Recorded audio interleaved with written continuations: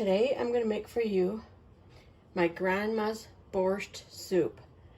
And borscht, depending on your heritage, is made a lot of different ways. But basically, from what I've ever learned, is borscht has to have beets and or cabbage.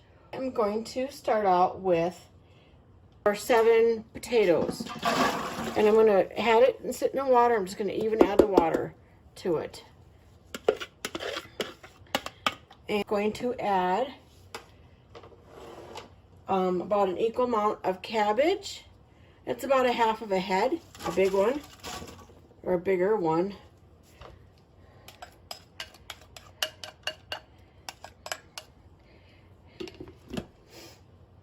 I'm going to add 1/2 of a yellow onion.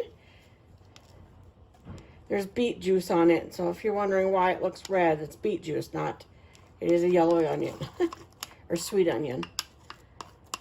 So I'm going to add that in there.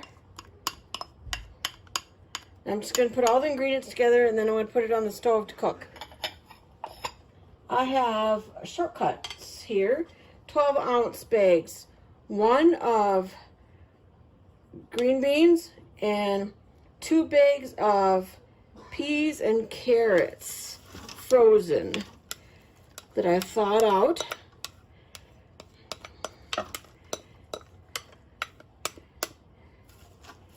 For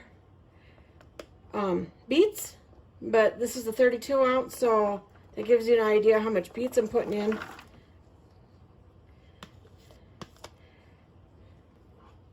Three cans of tomato soup. There's 1.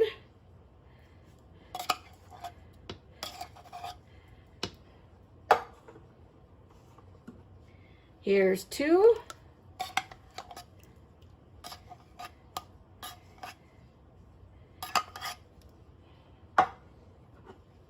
Here's 3. You can use organic tomato soup. You can use tomatoes. I grew up with Grandma putting in tomato soup, so that is what I do. This is 32-ounce of beef broth that I'm going to dump in here.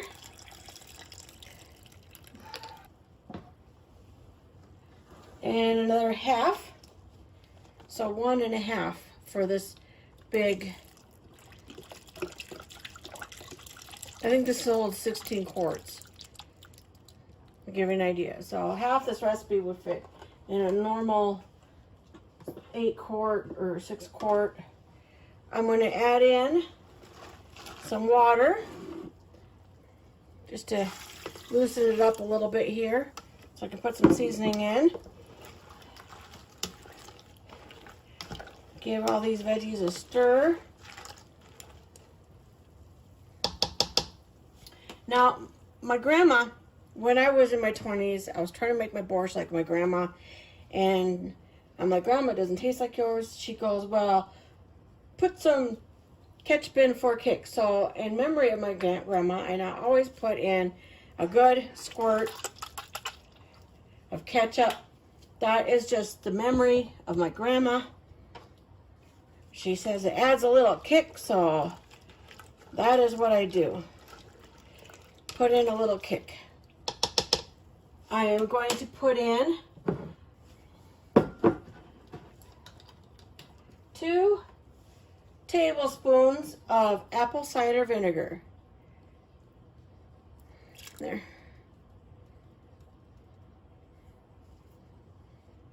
So 2 tablespoons of dill. I'm glad I was able to get 2 tablespoons left in there. I use it a lot, so it's almost empty. I'm putting in a tablespoon of salt for right now. I'm going to let it cook for a little while, and then I'm going to season it again to taste. I'm also going to put in a spoon of black pepper. I'm also going to add broth base. 3 tablespoons to start out with. And then we'll see how it tastes.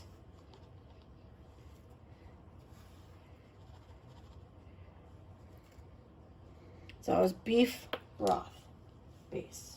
I'm going to top it off with water up into about here and let it cook, and I'll be back with you later when we get ready to finish it up.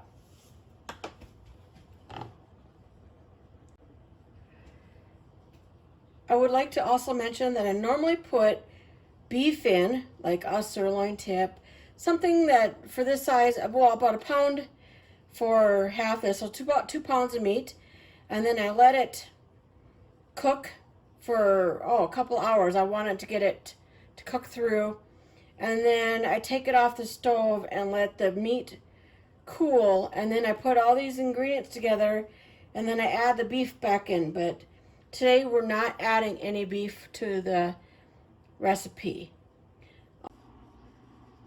And there you go, I got it on the stove. I'm gonna let it cook at a medium heat for at least an hour, depending on the vegetables and how fast they cook. And then I'm going to add cream, because you gotta have cream when you're doing borscht. Be back in a short bit.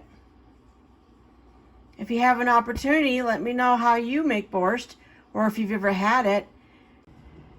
Checking in on the borscht, it smells wonderful, and it's coming along really good. So a little more time and we will be finishing it up. The soup is cooling, and now I'm going to add my cream. So this is 1 cup of cream. Now it depends on how rich you like it. So I'm going to go by, I go by color. So I'm going to put in 1 cup, and we're going to check the color. Ooh, it's very nice and red. We're going to add a little bit more cream though. Cream just loves to stick to those cups, that's for sure. Just a little bit more cream. Maybe another 1/4 cup here. Ooh, that looks good. But like, it depends on you, like how you like it. You know, my grandma says 1 cup to 2 cups cream, and you know, it's your choice. I'm gonna put just this little bit in cream in, because I'm going to freeze this, and to minimize the separating while it's frozen.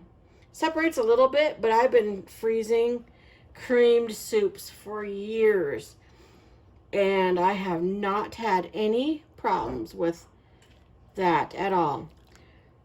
So if you've enjoyed my grandma's recipe today, I'm super happy that you joined me, and hopefully you give this a try. Like, subscribe, come back again, and we will be doing more. Thanks again. Appreciate your time.